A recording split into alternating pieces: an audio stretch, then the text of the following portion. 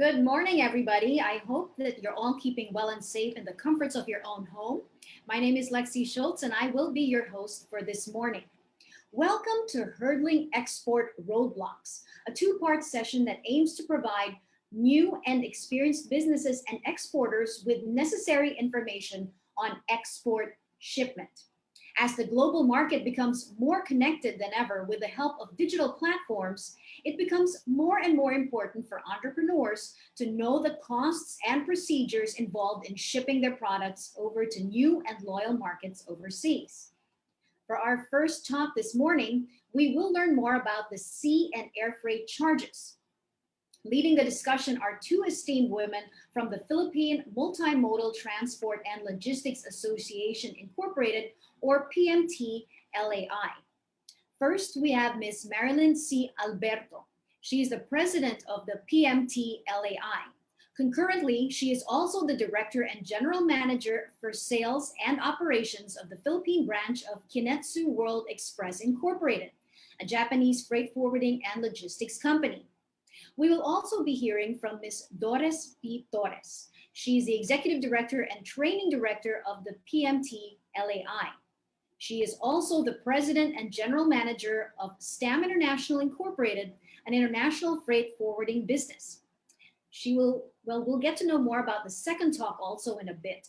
But first, to formally welcome us to our program this morning, I'd like to call on the executive director of the Center for International Trade Expositions and Missions, Edie Pauline Suaco Juan. Thank you, Lexi, for the introduction. Good morning to our guest speakers from the Philippine Multimodal Transport and Logistics Association Incorporated, or PMTLAI, and the Philippine International Trading Corporation, or PITC. To our honored exhibitors, buyers, partners, and guests, welcome to today's talk on hurdling export roadblocks. With economies trying to recover and reopen now, businesses are again resuming or exploring exporting to global markets. The rise of e-commerce has also opened new markets for Philippine brands and manufacturers to discover and export to. Tough as the situation may be because of the pandemic, it is still a welcome development that we are now able to conduct business while adapting to the new normal. But exporting comes with a lot of details that need to be addressed before sending products to their buyers. One prevailing issue that exporters face, particularly for smaller brands, designers, and companies from the home, fashion, and lifestyle industries, is the cost of shipping.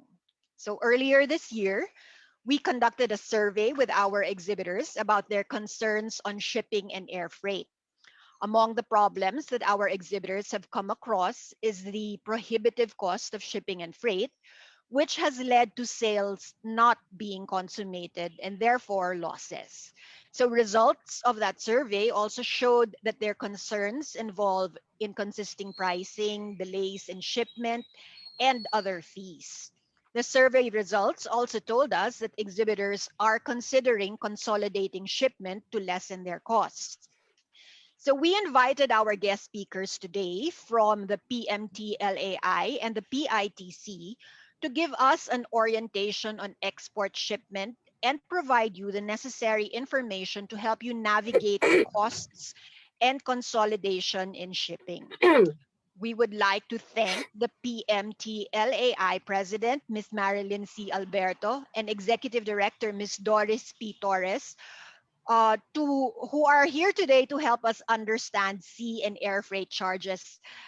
We also thank Ms. Marievic Balayan, PITC's OIC Manager, who is here to help us explore shipment consolidation. We have also been meeting with other government agencies and organizations in order to address our stakeholders' concerns on shipping. So in the future, we will have more discussions on these topics to help you overcome the roadblocks to becoming successful exporters. Today's webinar is part of our capacity and community building activities for FAME Plus. We hope that today's session will give you the tools and knowledge to help you make cost effective export decisions. We hope that our learning sessions will encourage our guests today who have not yet signed up for Fame Plus to join. Registration is open and fees are waived until October 2021. Our project officers will be here to guide you in becoming a Fame Plus exhibitor. So, to begin our session, I would like to turn you over to our first speaker, PMTLAI's Miss Marilyn Alberto. Thank you for joining us today, and I hope this Monday will be productive for everyone. Mabuhay. Thank you, Miss Juan, for inviting us to join this series of Fame Plus webinars. And good morning to all our participants. And we hope through this short talk, we will be able to help you fully understand the variables affecting transport costs and how you can effectively manage them as through your in your exportation. So let me begin. Okay, so next slide, please. So we will go through four main issues here. We will talk about the basic considerations in making air freight arrangements, the main components of air transport costs and how transport cost by air is calculated, the major factors affecting air freight pricing, and how to manage your air freight cost. Next slide, please.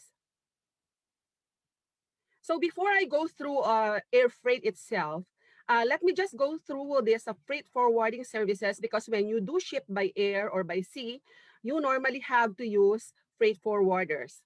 So the services that you can avail of can be airport to airport or port to port, which means that another entity will be handling the pickup of your cargo up to the airport, and another entity again will be taking care of customs clearance and delivery to your consignee at destination.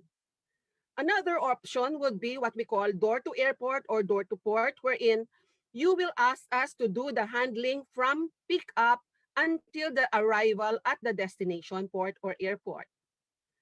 Another case would be this applies mostly when it is the consignee or the customer who is paying for the transportation would be what we call airport or port to door, wherein we handle the cargo from the airport or port up to the delivery at the customer's door.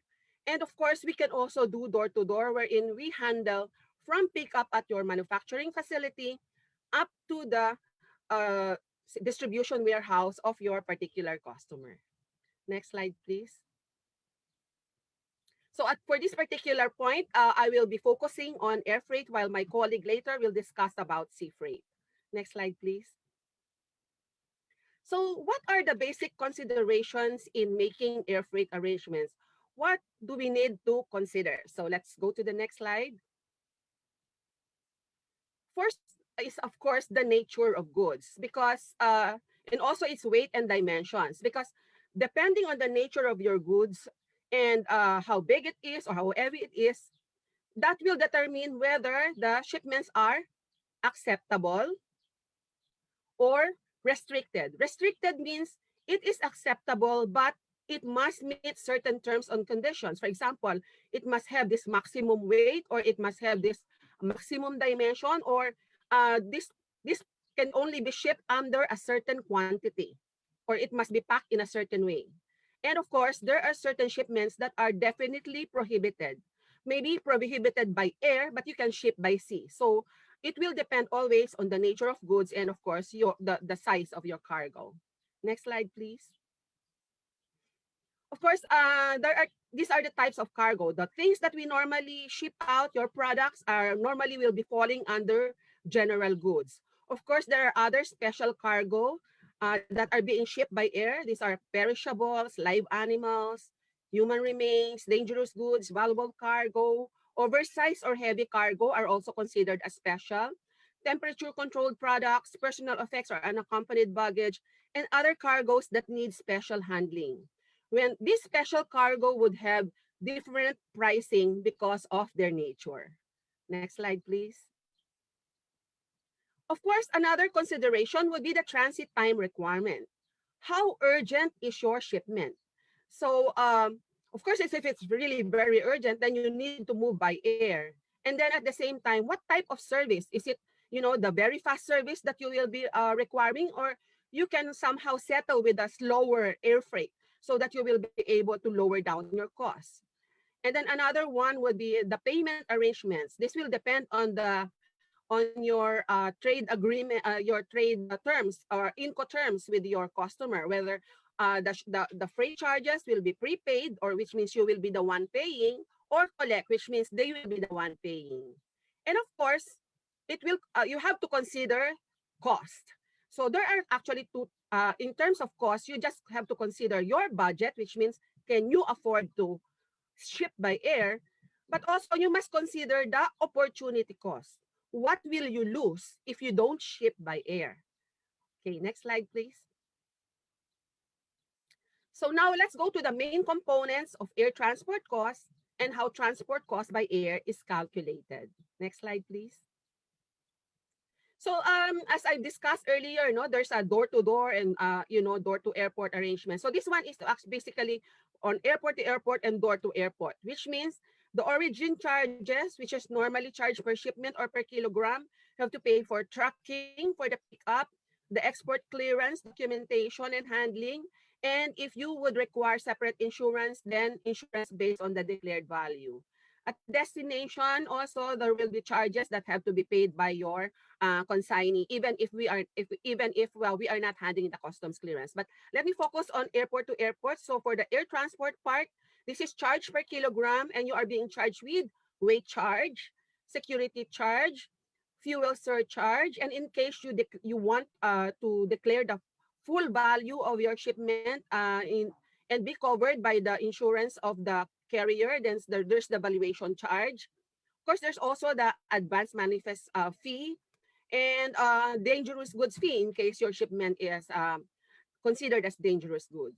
Next slide, please.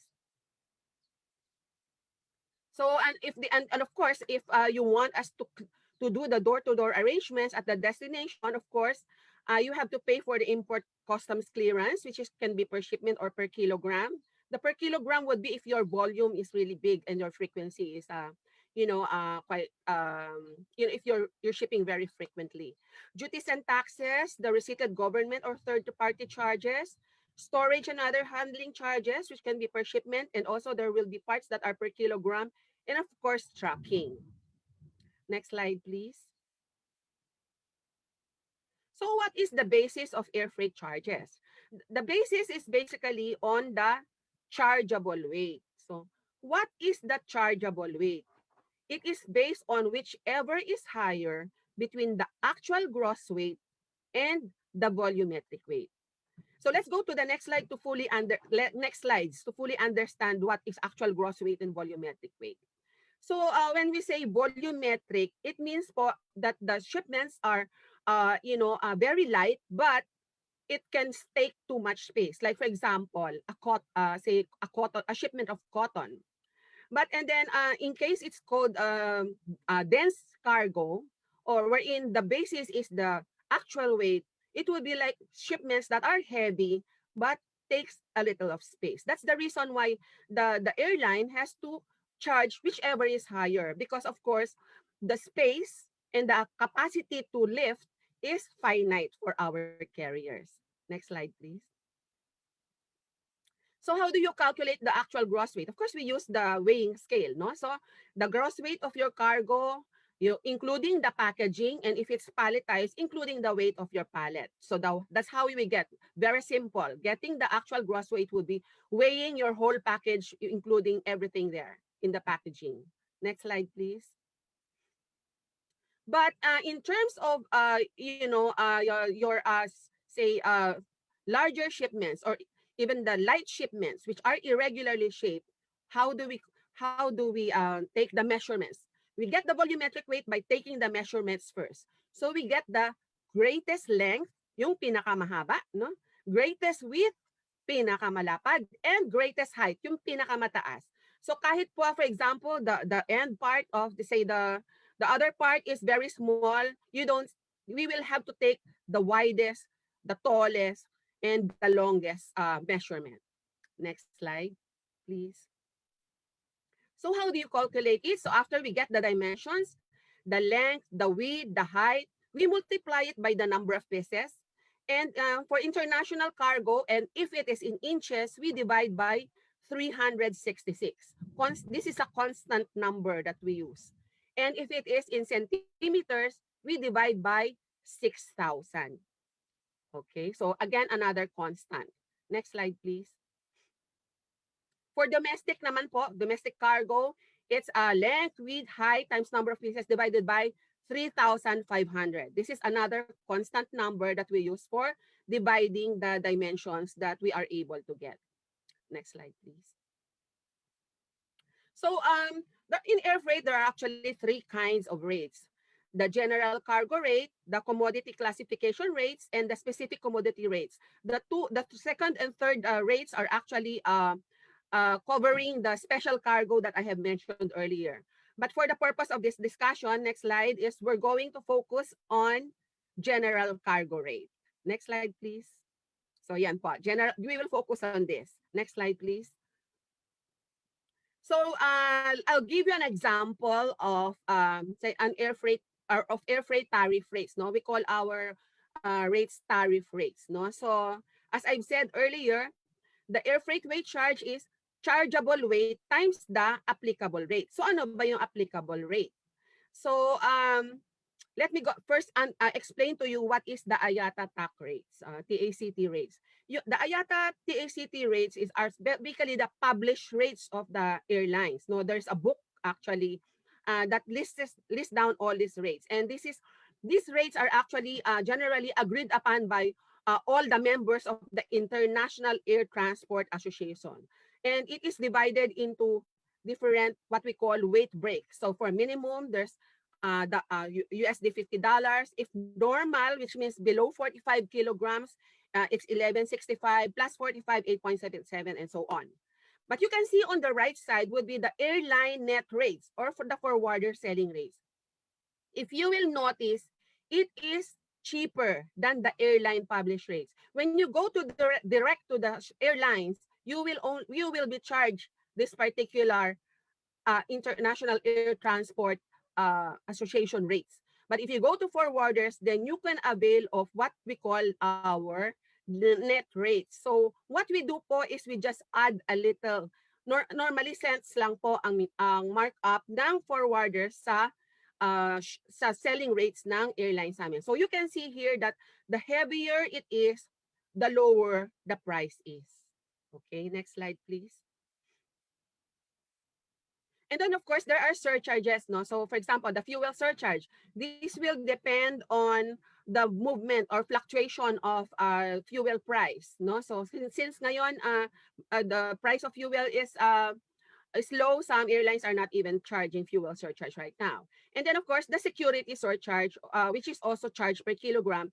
This is a part of the, the security processes, covers the security processes used by the airline to make sure that our goods would not cause danger to the aircraft and to the passengers.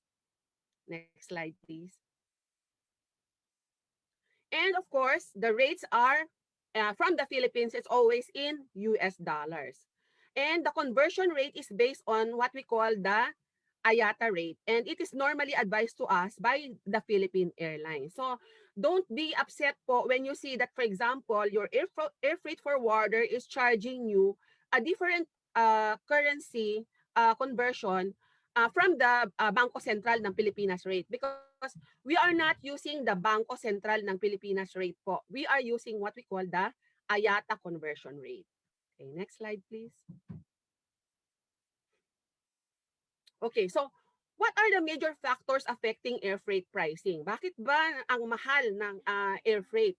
Bakit minsan okay naman, mababa, dati mababa, bakit ngayon ang taas-taas? So, tingnan po natin yung mga dahilan kung bakit. Okay. Next slide, please. Okay. So, of course, just like any other product, it is affected by law of supply and demand. So, for example, given that, given this fixed number of flights and given this size of aircrafts that are flying, but everybody wants to ship by air, then definitely the price will rise. So it happened po before when like there was this say port congestion in the US, and you could not really the cargos really need to go there by air. So there's so much demand that the price goes up, no?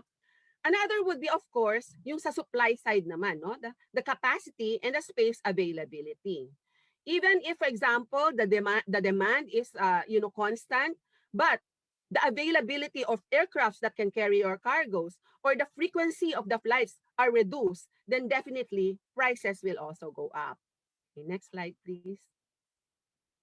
So, the capacity or the supply of uh, air, airline space would also depend on the types of aircraft that are being used by our airlines. So it can the types of aircraft can be classified into two types, no? So sa size, so what we call the narrow body aircraft. If you have boarded aircrafts, it would be those with single aisles, and the wide body aircraft which are two aisles. And then of course on purpose, it could be all cargo wherein no passengers are in that particular aircraft, only cargo, or the passenger aircraft, and of course the mixed passenger and freighter, which is called the combi. Next slide, please. So for you can see here in the narrow body aircraft, there's very little space for cargo. So normally what we call this is the belly, no? So only loose cargoes are loaded in narrow body aircrafts. Next slide, please. But for the wide body aircraft, you can see here that there is much space, and actually the cargoes are loaded on what we call unit load devices of the aircraft. So they can accommodate bigger cargoes in a wide body aircraft. Next slide, please. And of course, the bigger shipments and so many volumetric shipments are loaded on what we call the freighter or all cargo aircraft. No, so as you can see here, some can load as much as 100 tons or 90 tons. Next slide, please. So this one can carry 150 tons. Next slide, please. So right now, I think I'm sure that all of you are really very frustrated with the cost of air freight, no? So because of COVID-19, of course, many of our passenger aircrafts were grounded because there are no passengers. So very few airlines have really dispatched their flights, no? So as you can see on the upper right side of the graph here, the availability of aircrafts right now, of the flights now right now that are moving from our airports, for example, MIAA, is just 20% of what they used to have in 2019. But you can see on the lower part of the lower illustration or the graph, you can see that the cargoes are actually increasing. So how did it happen? Wala, no passenger aircrafts, but it can also have they can also load a lot of shipments because right now our export and import by air is about 80% of 2019. So if 20% lang ang aircrafts, how can we handle 80% of 2019 volume? It's because our shippers right now are using what we call charter flights. That means they pay for the whole aircraft to be able to load their shipments. Ito po yung malalaki nating exporters. So yan po yung mga kalaban natin sa space ng aircrafts. Next slide, please. And of course, yung even the pre-COVID days, no, the pricing will depend on the routing. If you ship direct, it will be more expensive compared to those carriers with connecting flights. For example, if your shipment to Los Angeles, loading with Philippine Airlines, which goes Manila to direct to Los Angeles, would be more expensive than compared to, like, for example, China Airlines, which will pass through Taiwan. And of course, the transit time, no? So, would you need the cargo to arrive the next day, or you can wait for, say, 3 days transit time from Manila to Los Angeles, or even 5 days transit time. So depende po yung pricing nun. Of course, the faster it is, the more expensive it will be. Next slide, please. And of course, there are also what we call premium services. So airlines po have parang mga specials, no? Special services wherein they guarantee the service transit time. You will be loaded in priority, and even they say we will give you your money back if you don't ship out. If we don't ship out as committed to you. But of course, the rates here are very expensive. Next slide, please. And right now, another thing that the big shippers are doing, kaya the space available to regular exporters is limited, is we call the block space agreements. They buy the whole. If they cannot buy the space of the whole freighter aircraft, no, they buy one whole pallet, no. So yung isang container in the airline, and whether they fill it up or not, they will pay for it. But the point there is they have reserved that space for them. Nobody can use that space. So yun po yung the reason why we are having less space available for us. Next slide, please. So how do you manage your air freight costs given all of these issues that I have shared with you? Next slide, please. So we have to identify po things that are there that we cannot really do something about. For example, right now, as long as the vaccine for COVID-19 is not found and found effective, then passengers would not really, be enticed to travel. And if there are no passengers, then definitely the availability of passenger aircrafts and the number of flights that we will see would always be limited. But of course, there are things that, of course, we can do something about. So let's look at them in the other slides. Next slide, please. So packaging matters, no? Look at your packaging. Kasi you're already shipping out at very high cost. So you have to avoid that. You have to make sure that your cargo reaches your customer in good condition. So avoid damage and pilferage. Use strong but lightweight packing materials, and do not reuse boxes, because if you reuse boxes, there's moisture already in these boxes, and it can affect the durability of your packaging. Then prepare and pack your boxes properly, eliminate air pockets, surround your goods with lightweight materials to pack your box full, and don't skip on the tape. Make sure that all seams are sealed, because sometimes, when it arrives the destination, it's open na. Okay, next slide, please.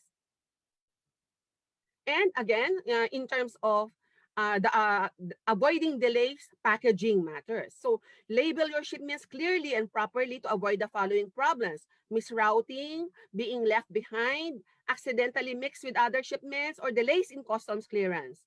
Include a commercial invoice because it's a requirement, and ensure that all regulatory requirements are complied with. The most difficult part would be your cargoes arrive and then it could not be released because you lack the permits that are supposed to be processed before shipping out the cargo. Next slide, please. And of course, you have to consider, should I use air courier, for example, FedEx, or should I use air freight, for example, our company? So, normally, ang courier po would be using lightweight and small shipments, and these are door-to-door. They use their own aircrafts, but this is more expensive per kilogram. In the case of forwarders po, we use the chartered flights and the scheduled flights, and we can also do door-to-door or maybe airport to airport. But this is available this is advisable rather for heavier shipments, no. But it's always good for you to make your computations to make sure that up to what, given the rates that I got from say the air courier and my forwarder, at what weight should I decide that I must ship by air or by air freight, or should I ship by courier? Next slide, please. And for your sample shipments, no, kasi definitely your sample shipments are big. Maybe if you can really look at consolidation, no, like you gather together all you small shippers for the small cargos, and have somebody be the exporter of record. Kasi po iipunin nyo yung cargo nyo para mas mabigat. Because remember, I told you, the heavier it is, the cheaper it becomes. And if you can arrange also a single importer of record at destination, and they will be the one to distribute the small items to the different destinations, because this means you will only have one cost of customs clearance compared to customs clearing all the small shipments that you are be shipping individually. But I think our third speaker will be speaking more of consolidations. Okay, next slide, please. And so it's very important to choose your best partner forwarder. No? The best partner forwarder need not be the biggest, or you also need not be those that are just close to you. They must be able to fit your requirement. Are their services a good fit to what you really need for your business? Um, and also make sure that they are IATA or accredited agents, because of course the IATA or accredited agents would you are sure that these are bona fide air freight, no, not fly by night, and at the same time they can get better rates from the airlines because they can go direct to the airlines. And of course they must have a good global network, and they must be strong in the destinations that you are shipping to. Next slide, please. And lastly, of course, you always have to weigh whether when you are shipping by air. Because as I've said earlier, it may be costly, but you must consider also what opportunities will you be missing? Will you be missing the huge order? Will you be missing the opportunity to introduce your product to another market if you don't ship by air, because they would need these samples for them to evaluate whether they would want your services or your products or not. Next slide, please. Next slide. Okay, so at this point, I hope that I have been able to share with you more information about understanding air freight costs and how you can help manage your costs. Thank you very much. Well, there are so many intricacies to air freight charges, from basic considerations to the specifics of your products. I mean, there's just so much, but I think it boils down to really doing your research and knowing your product very well. Thank you so much for that, Miss Marilyn Alberto. For everyone tuning in, please send over your questions for us at the Hopin event chat platform so we can facilitate the Q&A later on. For our next speaker, I would like to welcome Ms. Doris Torres. She's the Executive Director and Training Director of the PMTLAI. Ms. Doris, go ahead. Thank you, Lexi, for that introduction. Transportation of cargo by sea is still by far the most economical way of moving goods, volume of goods across the globe. However, whatever savings you can have can easily go down the drain if you don't manage your transport arrangements and cost. To some, calculating for transport costs can be complicated. There are just too many components that keeps changing every now and then. Today, our focus would be understanding sea freight charges. Next slide, please. Okay, next slide, please. Okay, basic considerations in making sea freight arrangement. We will tackle that one. The components of transport costs and how it is calculated, the common challenges in sea freight transport, and I will be sharing with you simple steps to ensure transport cost effectiveness. Next slide, please. We go to the basic considerations in making sea freight arrangements. Okay, before we even start making sea freight arrangement, planning is crucial. First, we need to identify how much volume there is and what type of product and the volume suited is the type of product and the volume suited for sea transport. I will walk you through on the different types of cargo, different vessels, different containers that are used for sea transport. Another important consideration is the service reliability. It is not enough to be able to identify the most suitable means of transporting the product by sea, but also consider the date of delivery agreed with the buyer. You need to know at least the routing of the vessel, her transit time, and how frequent is the sailing from the port of origin up to its port of transshipment.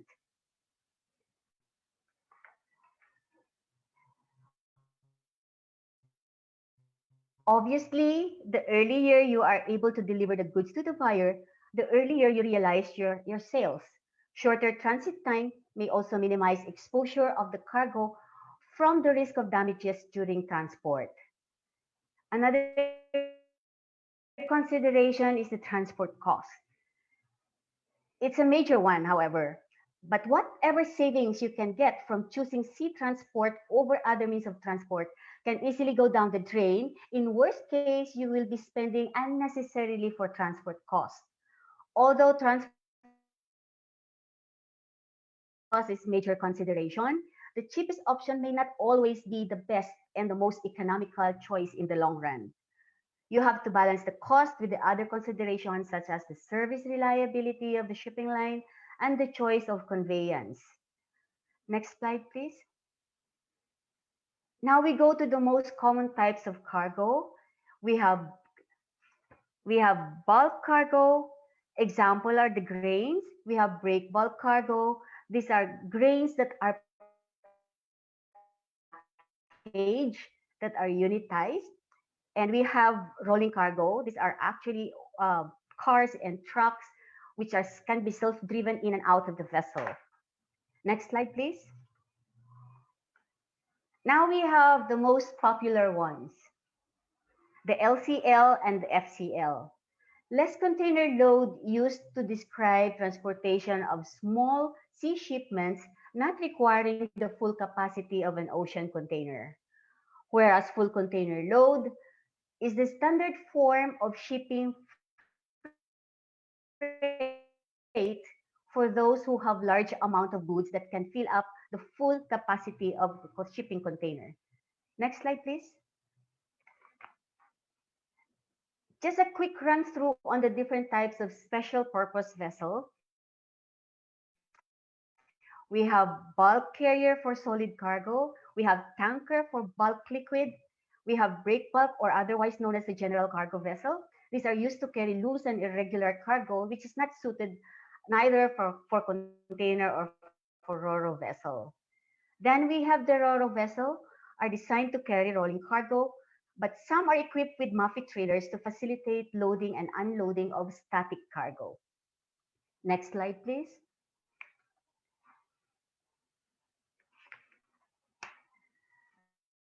Next slide, please. Next slide. Another one, please. Okay, now the most popular container vessel.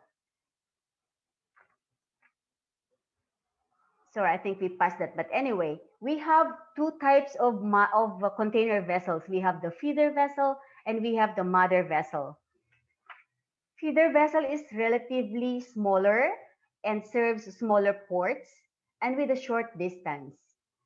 Let's say, for example, like Manila Port, we are actually served with a feeder vessel where it connects to a mother vessel at the bigger ports like Singapore or Hong Kong or even Kaohsiung and Shanghai. Mother vessel, on the other hand, have bigger capacity. It sails longer distance and it serves big ports. Now we go through the most common types of containers used for sea transport. We have on the picture, the first one is the isotank that is actually used for carrying liquid cargo. Then we have the reefer container. The reefer container is used for uh, temperature controlled commodities like perishables, like food.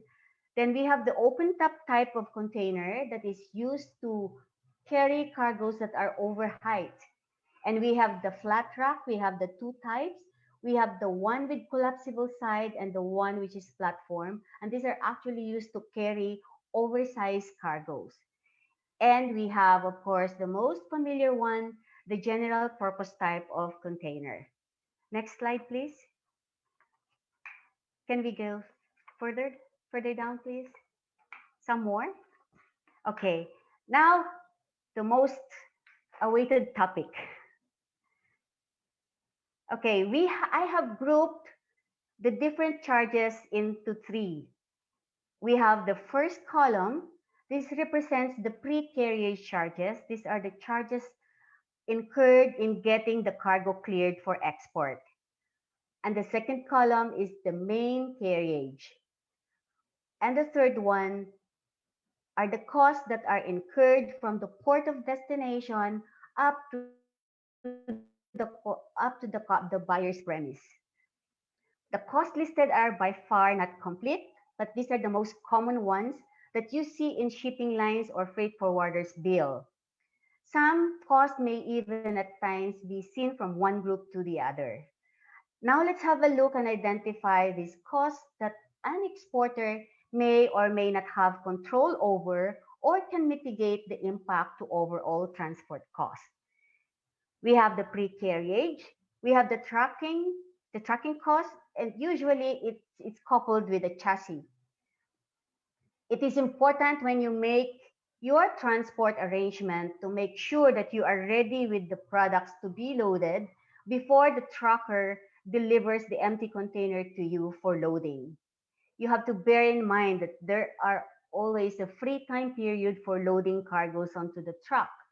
Otherwise, you'll be running into container truck or chassis detention.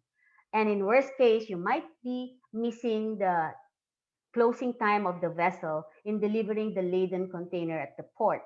And that can also, of course, trigger another cost, which can be shut out fees or even storage at the port. Now, the packing cost. This is different from the standard packaging of the cargo. This may also include the packing of container when you're filling up a full box.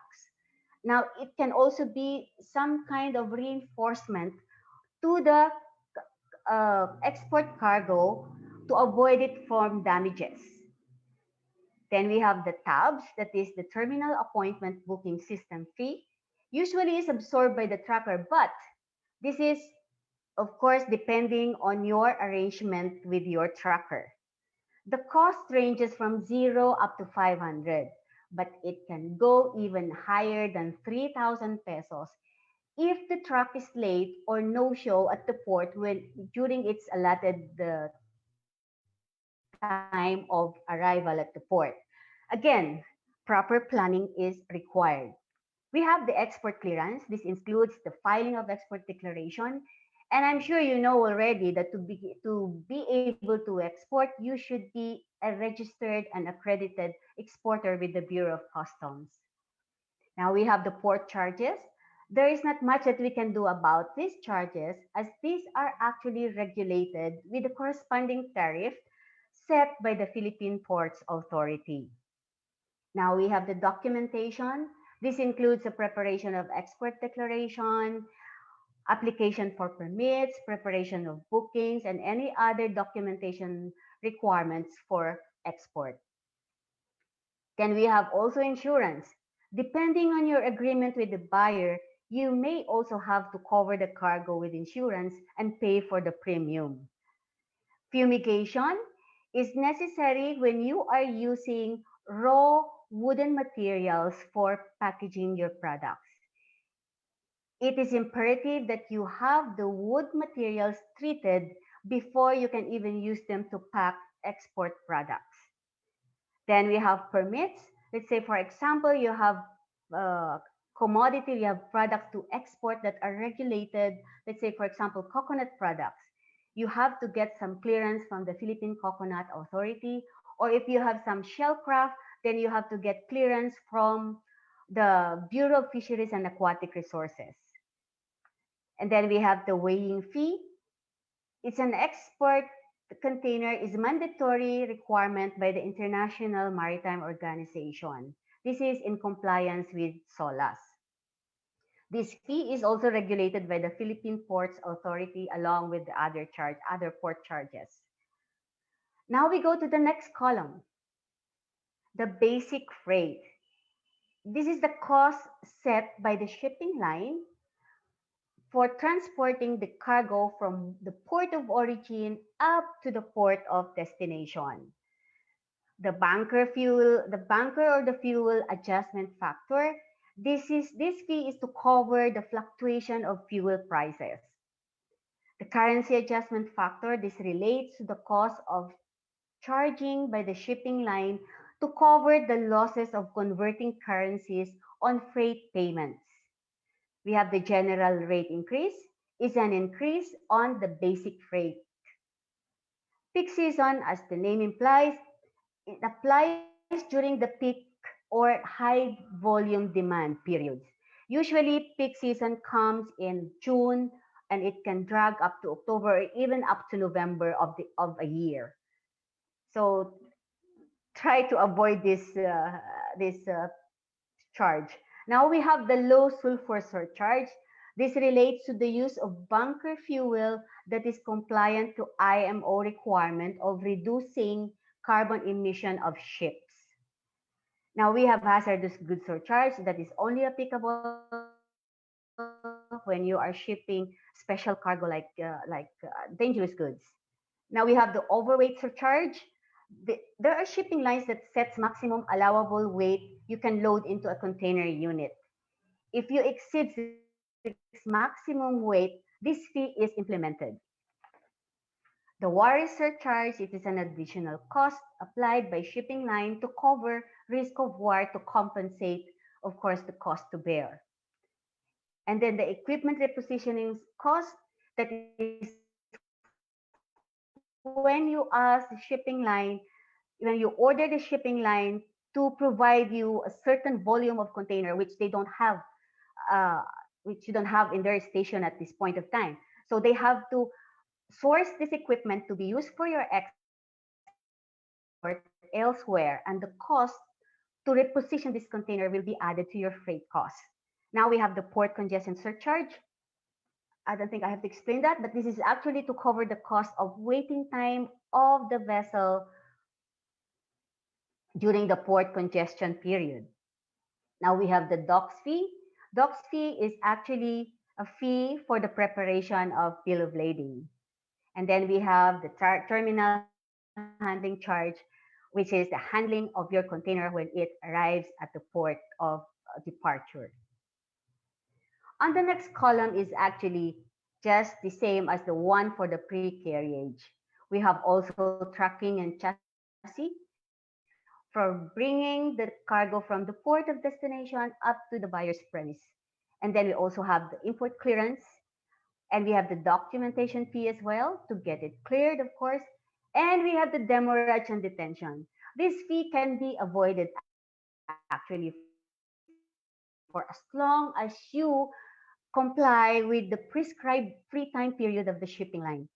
Demurrage you encounter when you don't pick up the container when it arrives. And detention is actually incurred when you don't return the empty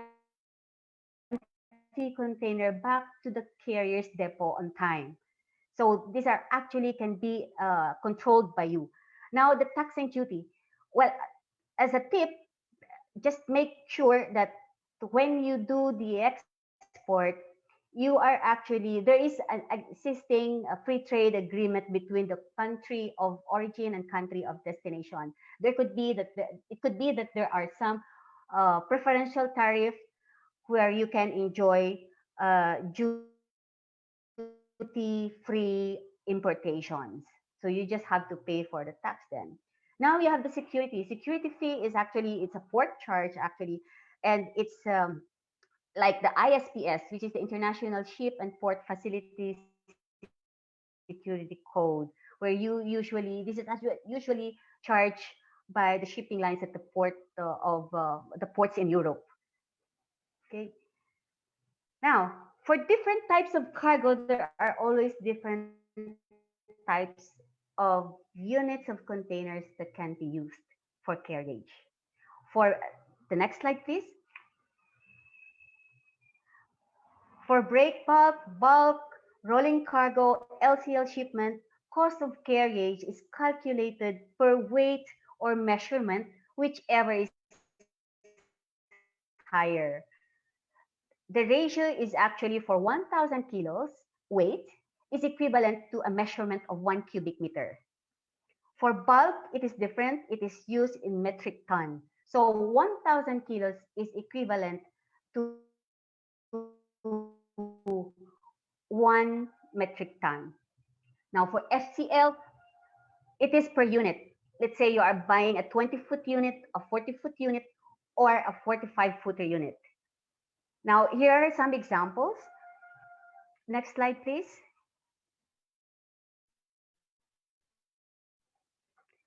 Okay, example is transportation of a 20-footer container, an FCL cargo.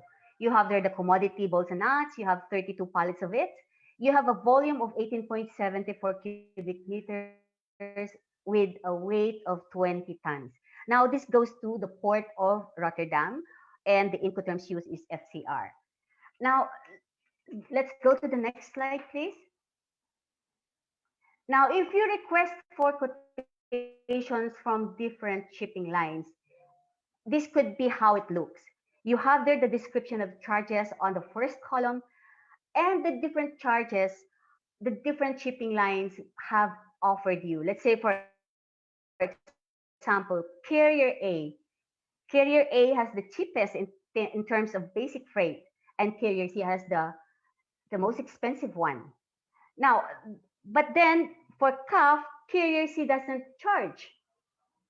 But carrier A, sorry, will be charging you 5% of the total collect amount.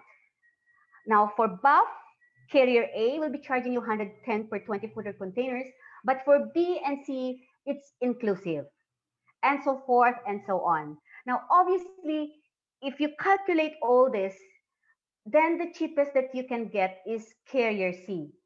But then again, let me warn you,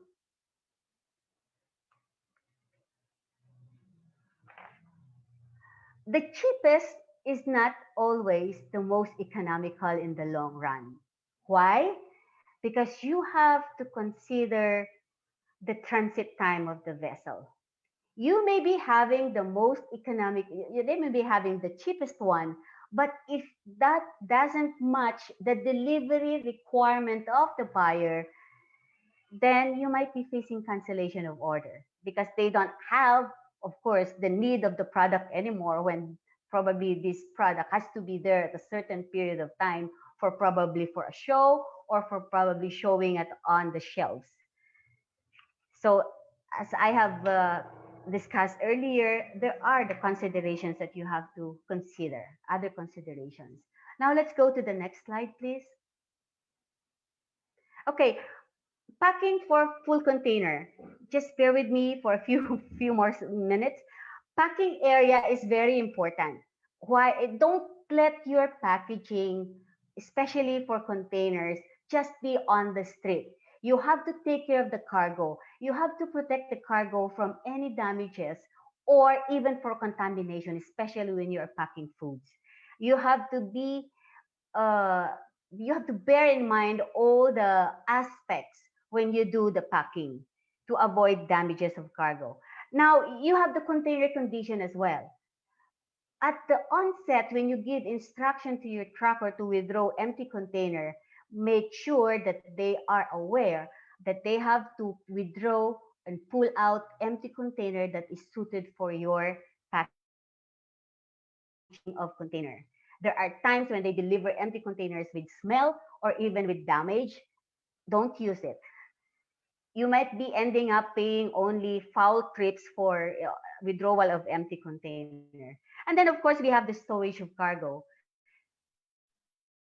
Take considerations of the distribution of weight because the handling of container, especially when it is already on board, you cannot afford tip off of container during transport. And that can ruin all the cargo inside it. Now, just a few, on the next slide, please. Next slide. Okay, there are this few methods which on the slide for securing cargo inside the container. We have the lashing, we have the bracing, we have also filling, which is actually just filling in the empty space just to secure the cargo that it doesn't move when it is in being transported. And then we have the choking. Choking is very necessary, especially when you are shipping wheeled cargo. Now, another example on the next slide. Okay, this is transportation of LCL cargo. You have Christmas decorations and you have 120 back cartons of it. You have 15 cubic meters and 1,100 kilos. And this again goes to Rotterdam in Europe. Next slide. Now, this is how it will look like if you tabulate all the quotations you receive from different freight forwarders or consolidators. Of course, you have again the description of charges, and then you have the price of consolidator A, consolidator B, and consolidator C. Again, consolidator C has an all-in, almost an all-in rate because all the other charges listed are inclusive on their basic rate. Now let's go to the next slide. Okay, a simple mistake in putting labels, as Miss Marilyn already discussed earlier, packaging matters. These labels actually conveys instruction on handling your cargo. You don't want to risk your cargo arriving at destination damaged, right? So you have to be mindful of how that the transport has to be handled by putting these labels onto your cargo. And on the next slide, please. This is the proper way of marking cargo. You have there the name of the consignee. You have the handling marks on top, on its side, and you also have the number of packages and sizes outside of the box. You have the country of origin, and even you have the way markings. Next slide, please. Next slide. Now we go to the common challenges in transporting by sea. You have shut out charges. I discussed that earlier. That is something, of course, that you can mitigate or even avoid. Then you have blank sailing of the vessel just in time when you want to ship and the vessel is not calling Manila. Then that's another challenge. Then you have late approvals of permit. This is something that you can also manipulate. You have to file your export declaration or even clearances way ahead because sometimes you will never know that there are some technical issues with the portal of the government that you cannot get the permits on time. Then you have the cargo damage. Of course, you can mitigate also this from happening. You have rollover cargo. Then you have to consider the service reliability of your supplier. Then we have the space and equipment shortage that is now very prevalent at this point of time. You have the shipment, but you don't have the equipment available and not even the space to put your cargo on. And then we have the port congestion and then the delayed vessel. These are just few of the challenges that you can experience in sea transport. Now let's go to the next slide, please. Okay, I would like to share with you a simple steps in ensuring cost effectiveness for sea transport. Now you have the PPP. First, you have the plan. The plan your transport arrangement. It has to be done ahead. You don't plan when you have already the cargo ready, would you? You have to plan ahead because you will never know by the time probably that you have this cargo ready and you don't have the vessel. So you have to plan ahead. Now, pack. As I said earlier, the simple missing labels can cause damage of the cargo. You have to put the proper labeling, you have to put the proper marking, and of course, you have to ensure that when you do the packing, all the requirements, all the compliances has been considered properly. And the third one is the price. By all means, you have to seek transparency from your supplier. If it's an all-in, then there should be no other hidden charges in it. If it's broken down, then you have to calculate. You have to have the value for your money. You're not paying that much when you have a very low service, would you? So all these things you have to consider to make your transportation by sea cost effective. Last slide. Thank you.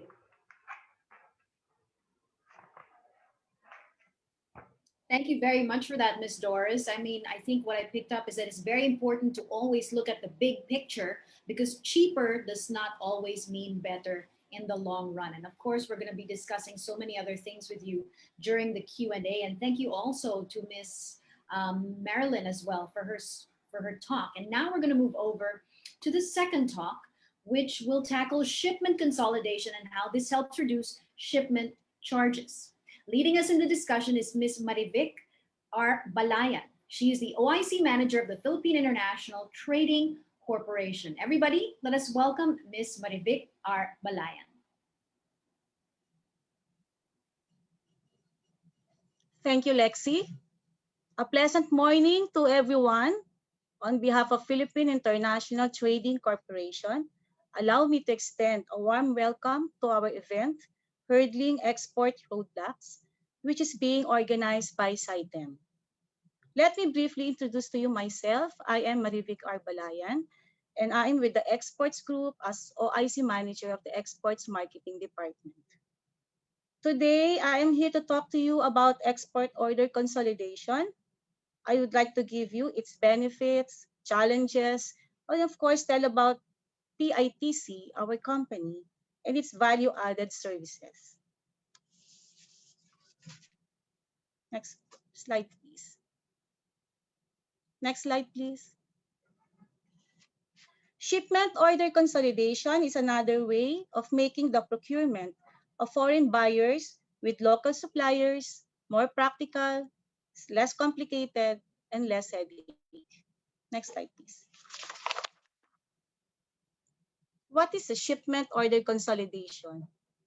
It is the result of combining multiple orders of various manufacturers, suppliers into a full container van for delivery to only one consignee and destination. Next slide, please. A consolidated shipment will cover a shipment from various suppliers, which will be cost efficient for both buyer and supplier. First, it will maximize the space of the container van. If a 10 CBM shipment vis-a-vis 18 to 24 CBM shipment will cost the same in freight charges and other shipping expenses. Next, minimize the following expenses. Of course, it will minimize the documentary and shipping requirements, as we will be having only one set of documents for this. Trucking and hauling, since it will be loaded into one container van. Commodity clearance, fumigation, bank charges, and other related expenses. Later on, I will discuss how PITC will address all these benefits. Next slide, please. Benefits of consolidating order consolidation. Letter B, reduce damage risk.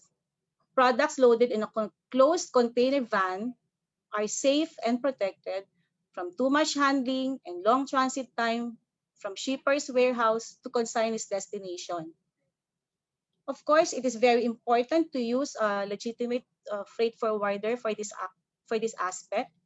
And of course, since the cargoes will be loaded into a container van, it has to be secured by a seal before it will leave the warehouse for final delivery to the port. Next, improved quality control. Quality control can be implemented as soon as the products are ready for inspection prior to its delivery to the respective warehouse and loading into container van. So this is very important to ensure that we have complied with the buyer's specification requirements. Next slide, please. Confirming the booking of shipment with shipping lines or freight forwarder. A consolidator should make sure that shipments is confirmed and all the consigns instructions and arrangement are followed. I'd like to thank Ms. Alberto and Ms. Torres for discussing very well the consignees instructions and arrangements as follows. So these are all discussed a while ago.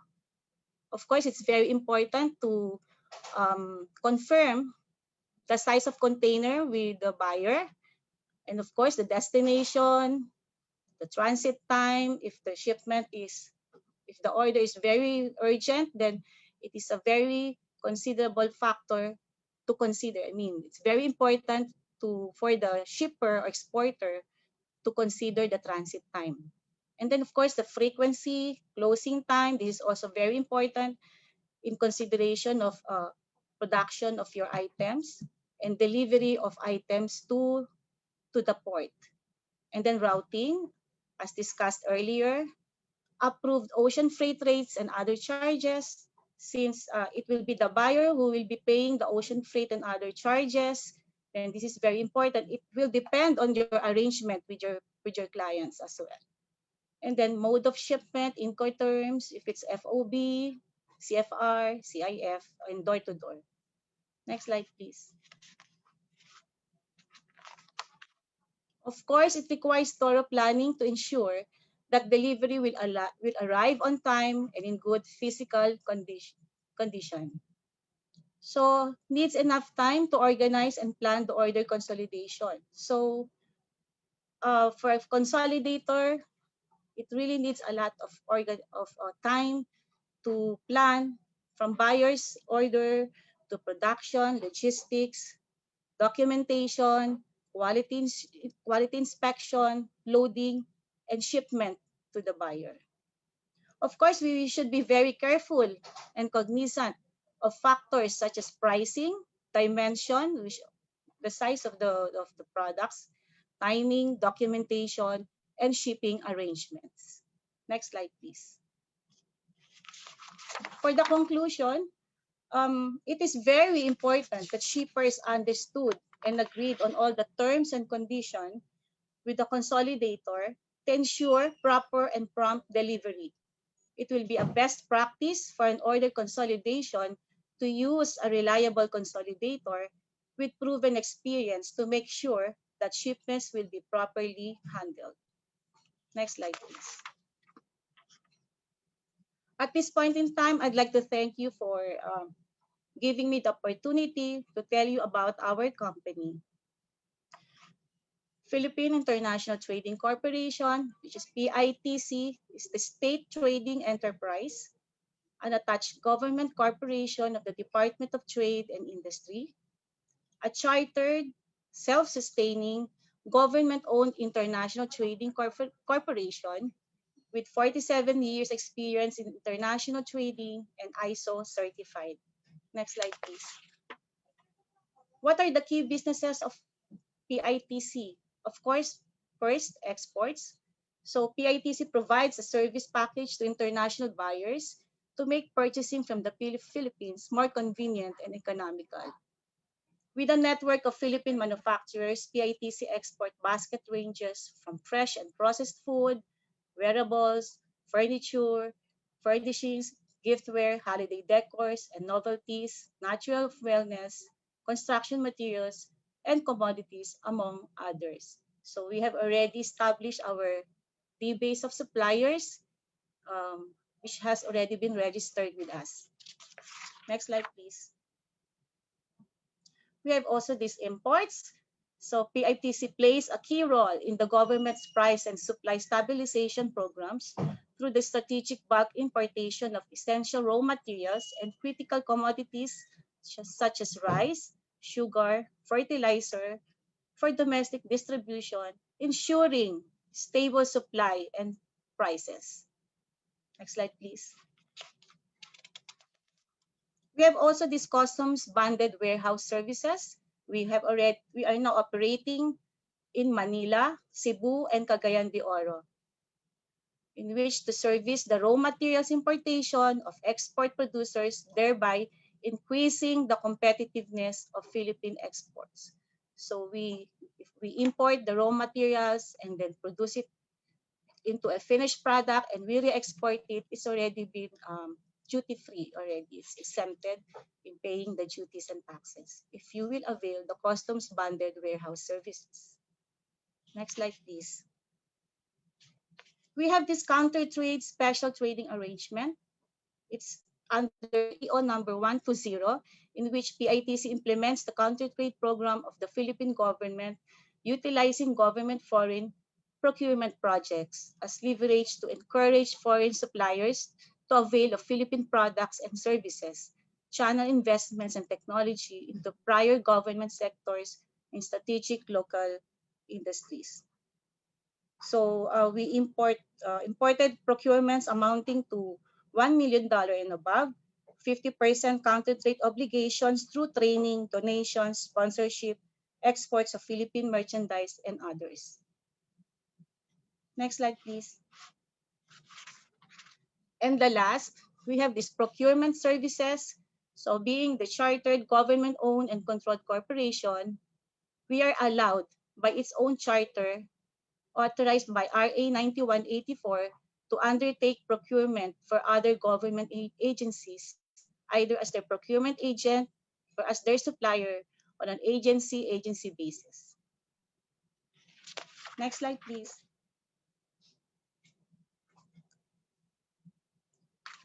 Our core values, P stands for professionalism, I for integrity, T for teamwork, C for creativity, and service orientation is equivalent to PITC. So what are the value-added services to international buyers in which we can provide? PITC provides value-added export services to international buyers. First, by business matching, product sourcing, production monitoring and quality inspection, order coordination and consolidation, export documentation and shipping arrangement, collaboration with government agencies, coordinations of buyers' visit. Next slide, please. Number one, export trading and marketing. PITC sources the requirements of foreign buyers from the company's registry suppliers. So we have our current buyers now and walk-in buyers or through referrals, and usually they will request us for a specific products, and that's the time that we will be checking on to our database of suppliers and check with them if they can supply and deliver the said product requirements. We also represent suppliers in key international trade fairs, selling missions, and other trade promotion activities. So most of the time, these are the SMEs who have not yet, who don't have the experience to join the international trade fair. So we usually assist them and be in that trade international fair and assist them in their booth, especially in talking and giving this business negotiation with interested buyers who will visit their booth. Next, include suppliers' product photos in PITC product catalog to be sent to foreign buyers, DTI, PTIC embassies, counterpart, state trading companies. So we have already this portfolio of, we have these catalogs of different products, be it food, non-food, and commodities of our registered suppliers. And then we therefore market them abroad to our current buyers and to new buyers as well. Next slide, please. Order consolidation, coordination. We coordinate arrangements between foreign buyers and local suppliers. PITC monitor all phases of the transaction to ensure smooth implementation of the order schedule. So let me explain this to you. So from foreign buyer, will give their purchase order or product inquiry to PITC export team. And that's the time that our team will look therefore and source for products that the buyer will be needing. And then afterwards, if the buyer has approved the specification and of course the prices, then we will already issue the purchase order or the order confirmation to our suppliers and manufacturer. And of course, PITC will, as a consolidator, will be preparing a one set of documents for all of this. So we will be the one who will be the shipper or exporter on record in the export declaration, and we will be the one to prepare the pro forma invoice and packing list. And of course, it will also be um, automatic for commodity clearances as well, since we are the shipper on record.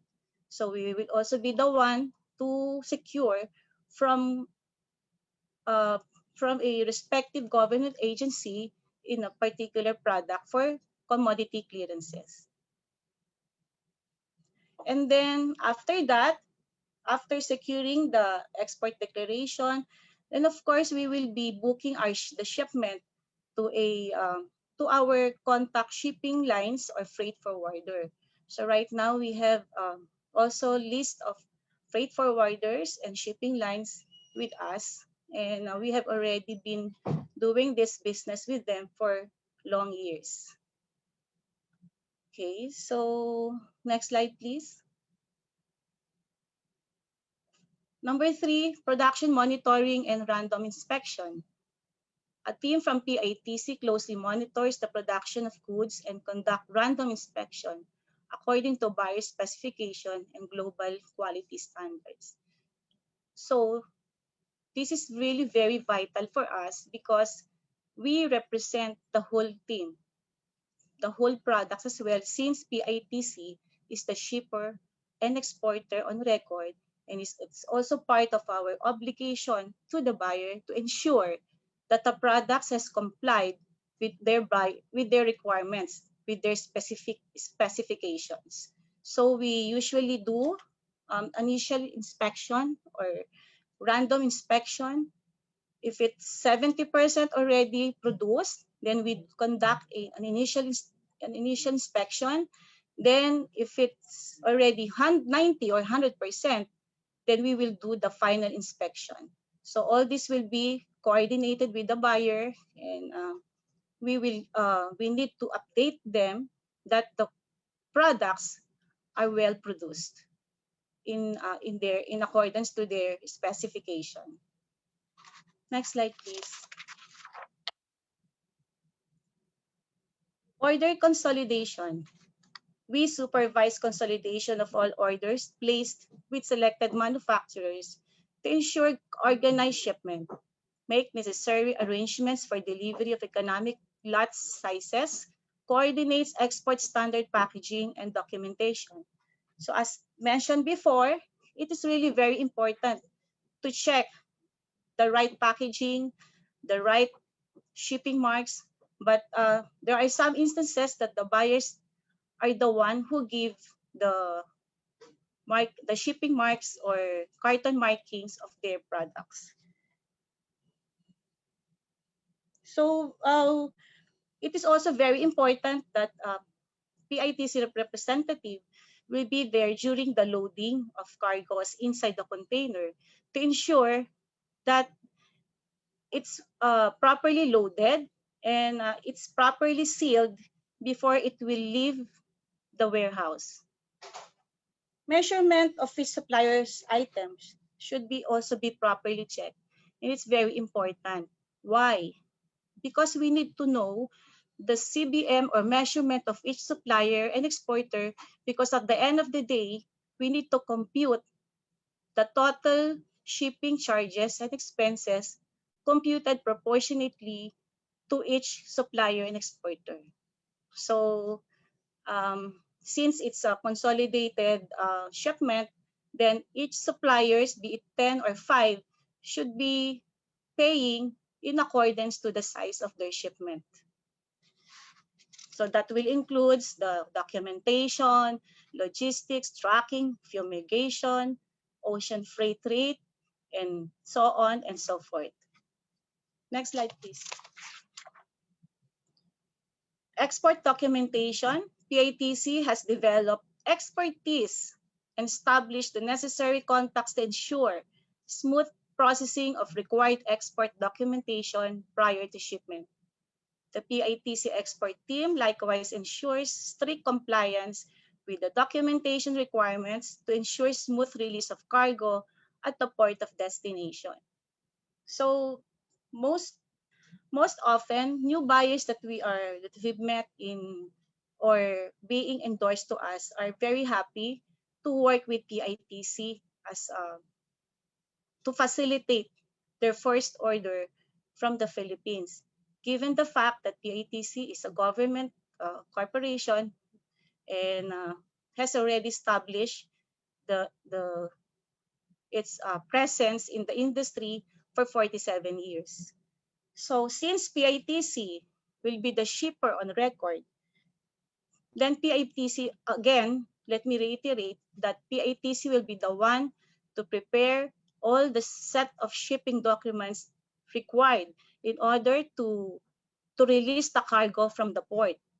Meaning, we need to prepare again the invoice, the packing list, and secure the bill of lading from the shipping line or a freight forwarder. And then, of course, we will be also securing the certificate of origin, which is very important with the Bureau of Customs.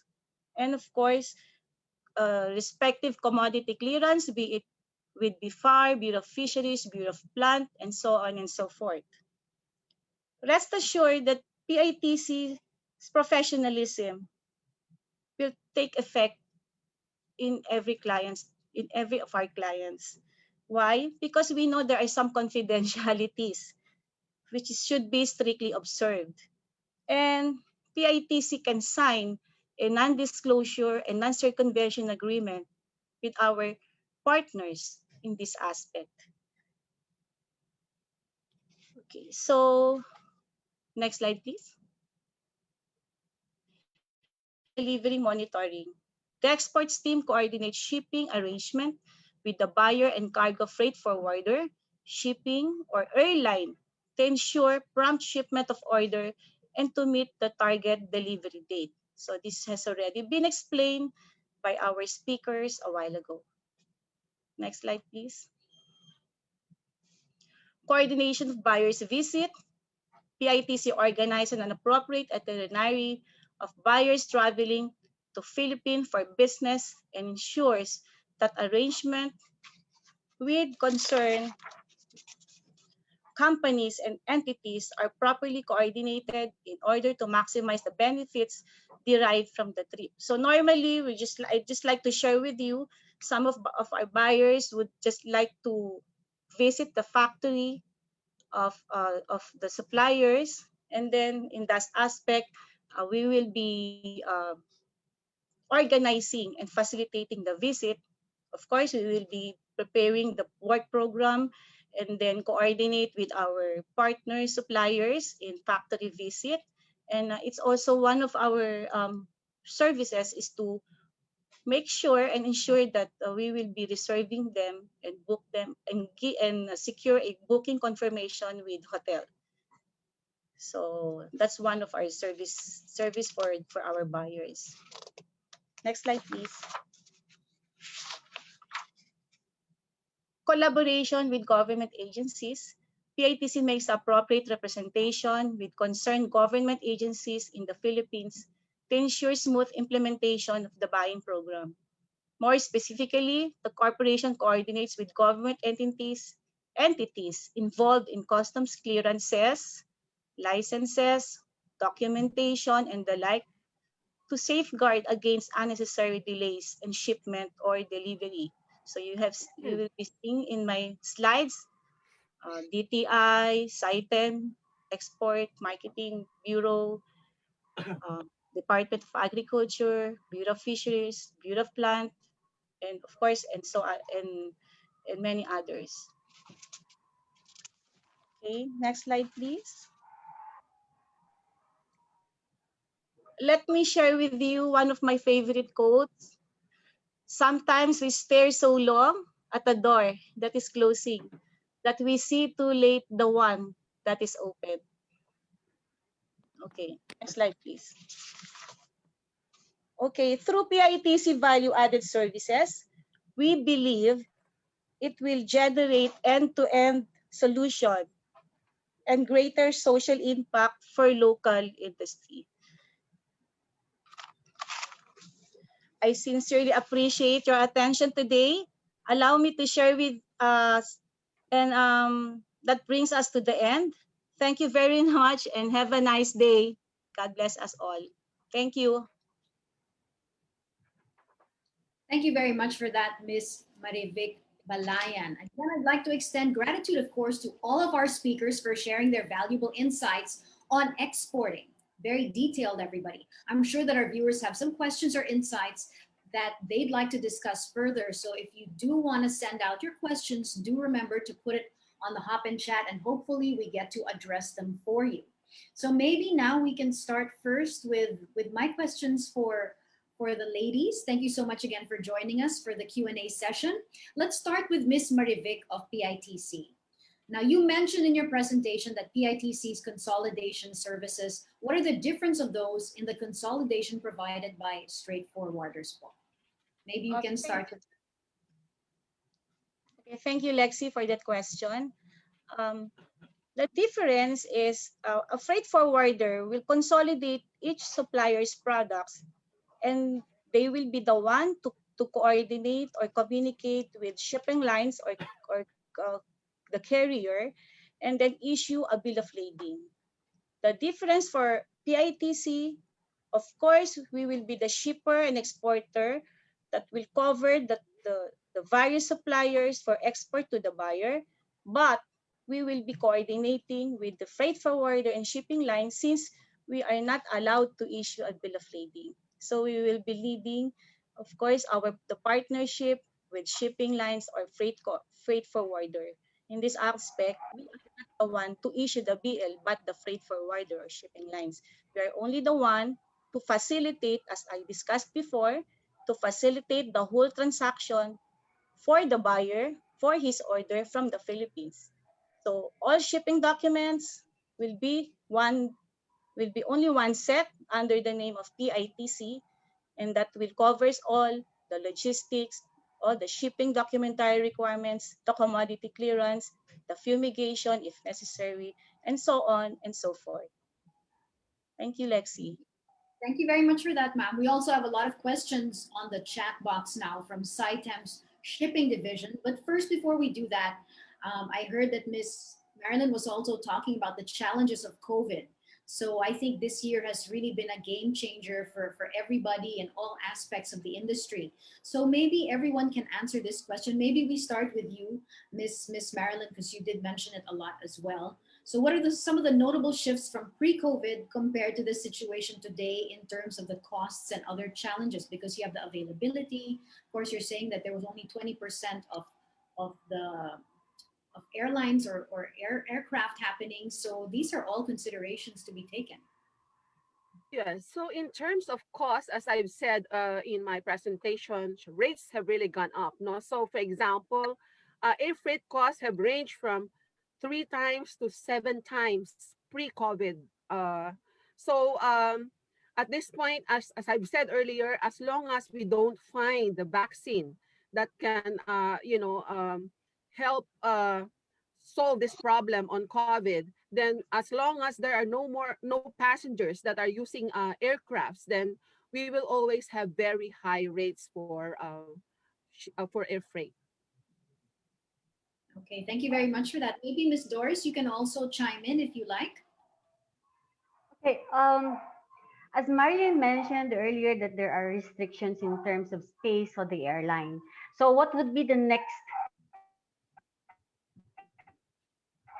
option for the exporters? Then they use the sea freight. And then that particular situation is then triggering also sea transport for the capacity, limited capacity, because everybody wants to ship by sea because they cannot ship by air anymore. So another thing, of course, is used to be the freight rates are very low because uh, shipping lines are competing on space and also competing on the cargo. But now the demand is so high, and it's actually triggering the implementation of GRI, which is the general rate increase. So it's actually the demand is becoming high, and of course the freight rates are also becoming high because of this COVID.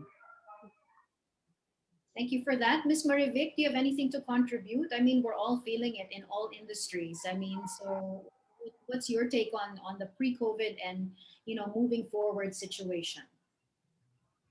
Uh, yeah, I guess one of the solution, as I've mentioned before, is this order consolidation.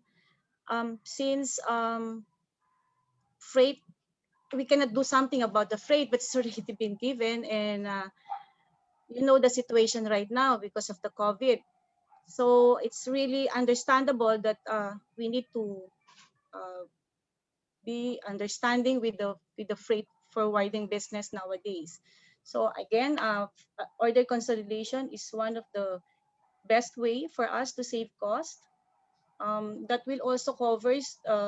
We will also be helping each one of us. I mean, the buyer and the supplier to minimize the cost of bank charges, because the buyer can, send the full payment to PITC, and PITC will be the one to transfer or remit the payment to each one of suppliers. That's one aspect. And again, of course, it will be again to minimize the cost, because documentation is only one step.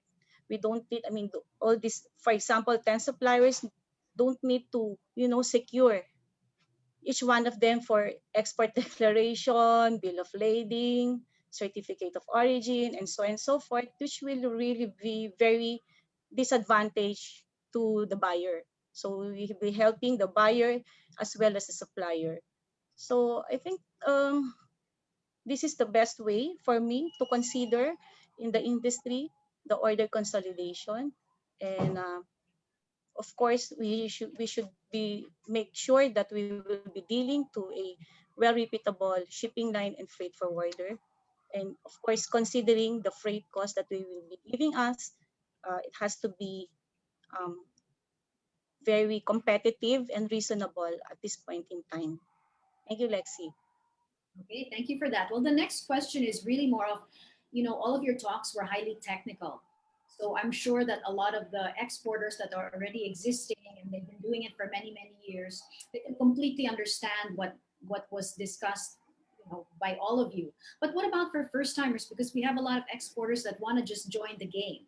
Now, what are some of your tips for the first steps? Because you were saying that you have to really put out your battle plan. So what do you think they should accomplish and consider? Where do they start? I mean, because I don't think that COVID or these challenges should stop people from wanting to be exporters if they have the goods.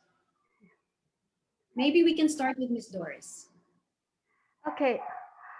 My advice for you, especially for the new ones, is of course you know already your product and you know your market. The next thing that you have to do is understand how sea transportation is being done. The first thing that you have to do is to lay out a procedure. When you do planning, what are you going to do before you could even do transport? Okay, as earlier explained, you have to have also this registration from the Bureau of Customs as an accredited registered exporter. That's one. You have to have that in place before anything else. And the next thing is identify where is your market and who are the players in terms of shipping to this market, because there are shipping lines that serves this route, and get as many as you can so you would be able to compare. And another thing is to lay down the process. Let's say, for example, now you have the export license already in place. Now you start planning for sea transportation. Check which of the service providers are available for that particular route. Make sure that you have the rates, and the rates must be transparent. I can never ever overemphasize that the rate that you get from your supplier has to be transparent. If that is broken down into so many things, so be it, for as long as there would be no additional on top of this one. Now, the next thing that you have to do is make the proper, okay, the three steps I mentioned earlier, which is the plan, the pack, and the price. You just have to observe this one. If you are really a new exporter, you have to have these considerations in place. Thank you very much for that, Ms. Doris. Maybe Ms. Marilyn, you can also add to Ms. Doris because I see that you're nodding in agreement with her about the plan ahead. You have to pack and you have to price. That's very important. Well, actually, Doris has practically covered, the areas that new exporters need to consider when they are going to start exporting. So I think that's fine already. Thank you. Okay, you're completely in agreement with her. That's good. Maybe Ms. Marivic, if you have anything Yes, else to add. yes. If not, we can move to the next question. Yeah, I will just say something. So, of course, they should know their capacity. That's very important to produce and ready to export your products. Know the market, know your competitors. Well, right now, our competitors are players from Thailand and Vietnam. So you should do some research on the market trends, prices, market prices, and these are all very useful for you. Of course, be ready to register as an exporter. You should be able to have this CPR, which is very important because without this you cannot apply for an export declaration. And of course, the last one, of course, you should be able to find good partners, good somebody that would really assist you and teach you on how to start things in order to be able to penetrate the global market. That's all. All right, thank you. I'll go back to Ms. Doris for a while. You did mention that, it's very important. Transparency is very important. So earlier you mentioned the main components of sea transport costs is not complete, or sometimes you get a fee and it's, may mga added pa yan. So what are the other charges and components that are usually not mentioned, and what do you have to look for? Okay, it's actually the pricing is actually triggered also with the trade that you are the trade lane that you are the one you want to export to. Some, let's say for example, on the basic, just on the basic rate, for example, sometimes shipping lines, they add or they break down the cost for basic, and then they have the Panama Canal charge because the vessel is going through the Panama Canal, or if it goes to Europe, then they have the Suez Canal charge. And these are things that are actually broken down. So if you see that, then that means that the basic freight rate is actually on the, sorry, on the basic freight rate, sometimes this is further broken down. So you have to have your supplier list down all what the applicable charges are. For the pre-carriage, well, if you are, let's say for example, shipping a full container load, I didn't mention on the slide earlier, but it is also applicable the seal fee because the shipping lines actually charge also for seal fee. So there are still other things. Let's say, for example, if the buyer requires for a certificate of origin, then you can also add that to the cost of pre-carriage. So these are the things. It depends now on the trade that you are going to, because there are sets of charges from the shipping line side that are actually peculiar only for certain trades. Okay, thank you, Ms. Doris. We'll head on over now to Ms. Marilyn. We're gonna go so we can see what exactly is happening here. From SciTime Shipping Division to Ms. Marilyn, is it advisable that boxes must be crated or for specific products only? I guess these are specific questions na po.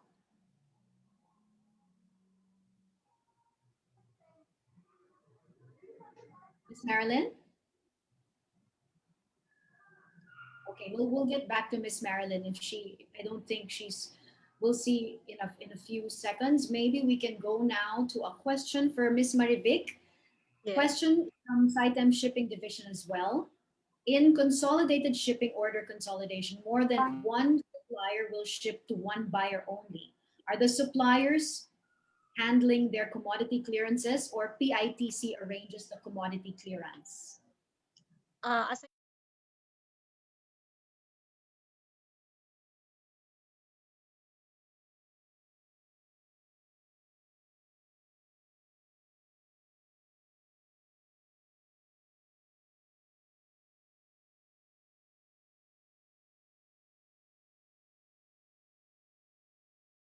will include the commodity clearance.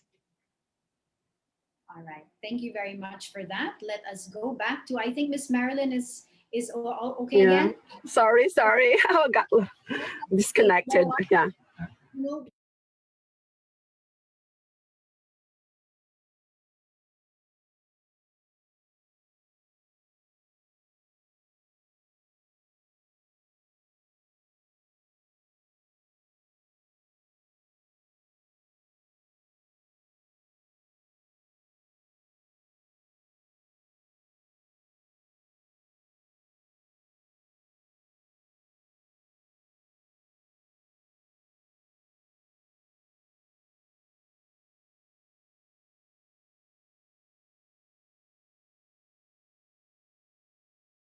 However, if your product is fragile and any mishandling can cause damage to your cargo, then it is advisable that you create your shipment. So it will depend on the nature of your cargo, and also it will depend on how much handling will be required by that cargo before it reaches your customer. And then a follow up from Saitem's shipping division in terms of priority loading. In what situation is that necessary? Well, as I said again earlier, priority loading by by the airline or even the shipping lines now have their priority loading, wherein you need to pay extra cost to be able to be prioritized in loading, would depend on the urgency of your shipment. As I've said earlier, you have to balance, like, is it okay that I pay much higher rates for air freight or sea freight for that matter, but it would mean that I will get the orders of that particular customer. Or also there are cases wherein your shipment is very trendy, no? And if you ship it by sea, or if it gets delayed, then suddenly there's another provider or another product manufacturer that already sent theirs in advance compared to yours, and the customer needs it very urgently, and then you lose the business. So it will all depend on the urgency of the need for that particular product to meet your customers requirement in terms of transit time. All right. So the next question is for Miss Doris. With regard to insurance, what is the difference between what is referred to as CIF, which is cost, insurance, and freight, and CIP, which is carriage and insurance? What would you recommend that people use? I guess it for different things, it's you use something different. Yeah, this is okay. This is actually an Incoterms already, where insurance provision is actually code for. If you say CIF, so that is cost, insurance, and freight. So you have to check with your buyer what type of insurance you need to cover, because that is supposed to be part of your cost. And then CIP, that is, I think that is the same. Marilyn, you're a lecturer of an Incoterms. Is there any difference between the Mm. provisions of CIF and CIP in terms of insurance? I think it is something to do with the It's coverage. just a matter. Yeah, it's just a matter of adding the insurance cost, no? But in the Incoterms, the additional insurance cost is just the minimum required, no? So if your product is really very expensive, and you want to make sure that, in case something happens, say you will be the costs will be covered by the insurance, then you have to pay an extra premium. All right. Thank you So very there's much for. only that insurance part is the difference. Okay. Next, we have from Hopin, Mr. Henry Chua is asking a question to you again, Miss Marilyn. As learned, there is always a 20% added tax for all the shipments coming in valued more than 10,000 pesos. Has this always been like this? How can we eliminate the tax or minimize it at least? Sa import na po ba 'to? Um, Kasi for imports, I think that would already be covered by the customs brokers. So we're into freight forwarding. So I don't want to give something that information that I'm not very sure of. So Doris, would you know more about this question on because this is already importation customs clearance related to the BOC. Yeah, the thing I know is that freight is a component in the calculation of taxes and duties, and this is only for import transport. That has nothing to do with taxes on freight or whatever. But this is actually for taxes and duties. Freight component is actually added as part of the cost of goods. So how this is calculated, I would reserve that one to the experts in To the brokerage. brokers. Yes. Yeah. All right, thank you very much. Now from Hopin, De Leon is asking, how would you classify home and body scents in terms of types of cargo? Is it general or special? It has alcohol content. That's why she'd like to know. Anybody Well, can answer po. that one I think we will have to check yung the percentage of the contents, no. So what we normally do is we ask for what we call the MSDS. It's a document which shows the components and how much of the part of a particular chemical is in the product. Then we will give it actually to the airline that we are loading it to, and they will decide on whether it will be considered as dangerous goods or not. So and also they will also tell us how only up to how much quantities they will be accepting per flight, and also in terms of how we will be packaging that pack that particular product.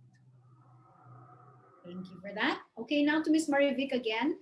Is there, from Lala De Leon as well, is there a minimum weight or size for consolidation? We consider at least 10 cbm for a 20-footer container. So we advise that if your products have already reached a measurement of 10, then it has to be loaded into a full 20 container van. All right, so that's pretty clear. Lala, I hope the answers are very good for you and to help you out in your business. Now we have also via Hopin, Jerry Somuba to the PMTLAI speakers. Question, what is the ideal weight that is preferable to use air freight versus a courier company?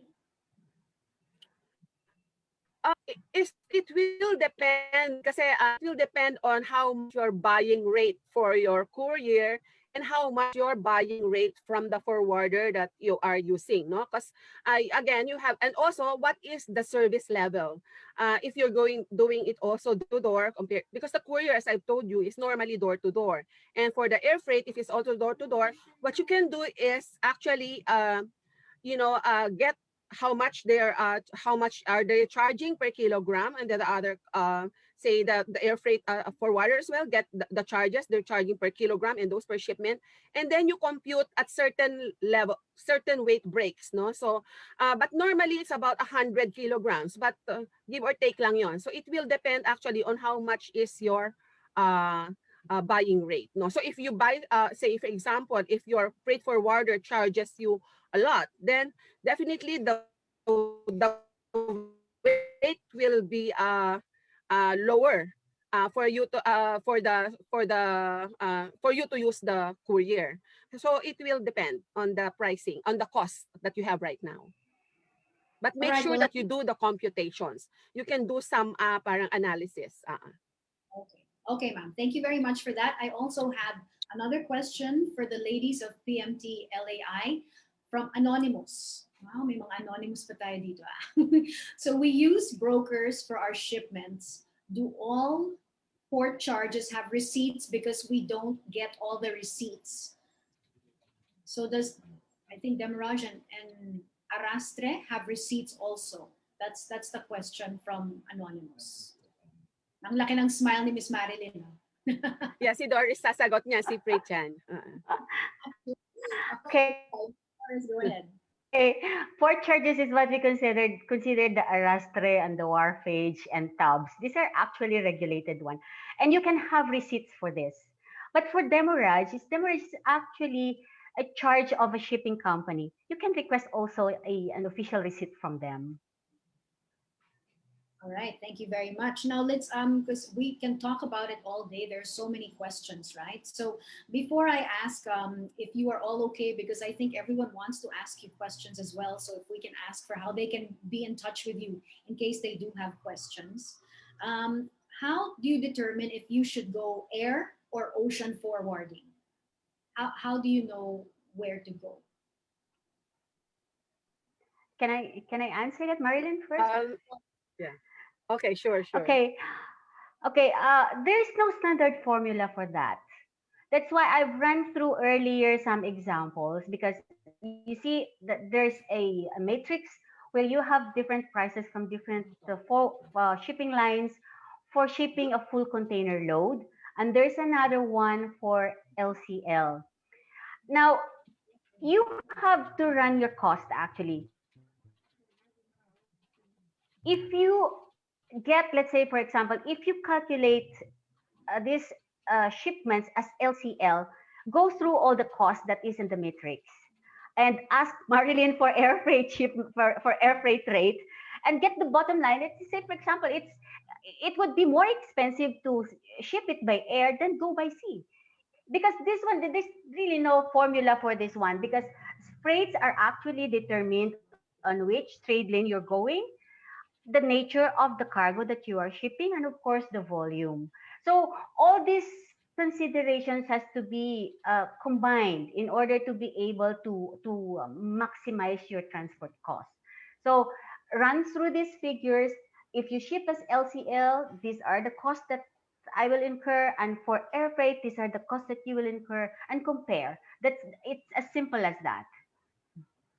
All right. So I think that that speaks for both. Thank you very much. And finally, in case all of our exhibitors who are watching are interested to learn more about the services that PITC and PMTLAI have, and if they have other concerns that may not have been addressed today in the Q&A or in your talks, will you be able to provide the contact information so that they can reach you personally, Paul? Yeah, Lex, Okay, so sorry. Lexi, I've already yeah, we've already included that in my last slide, my contact details. Okay, so you're open to hearing from our exhibitors who joined today Yes, and yeah, sure. Yes, definitely yes. pero baka hindi naman private number yan, no? Hindi naman. Official. Date ka naman ng mga queries kasi I mean this is important to know, and it's good that they're learning and they really want to do it right. So Yes. from the two other ladies, maybe Miss Marilyn, if you can address the question. yes, you can send your email to Marilyn, MARILYN Alberto, ALBERTO KWE.com. So KWE.com. And my number is 0917 879-3659. So official number din po yan. Okay, thank you very much, Miss Marilyn. And finally, Miss Doris. Okay, from my end, you can get in touch with me anytime. That's for the email address. That's very simple. Doris, DORIS at stamm.com.ph. And for my number, it's 0918 933 9684. All right, with that, I'd like to thank Ms. Doris Torres and Ms. Marilyn Alberto from PMTLAI, and of course to Marievic Balayan as well of the PITC. Ladies, thank you so much for the very informative chats that you gave this morning, and I'm sure that you will be getting a lot of phone calls and emails, to address all of their queries. Thank you so much for doing this for us. And with that, there you have it, guys. For new and experienced exporters and businesses alike, We've learned valuable information that can help us get through export roadblocks with ease.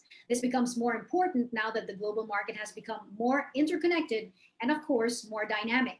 On that note, we have so many more events. We have exhibitors and exciting prizes in store for you here at Fame Plus. So please make sure to visit the Fame Plus website and our social media accounts to stay in the loop with all things Fame Plus. Thank you to everyone who joined us this morning. It's been an informative morning. Hopefully you got what you wanted out of today. This has been your host, Lexi Schultz. Enjoy the rest of your day, everybody.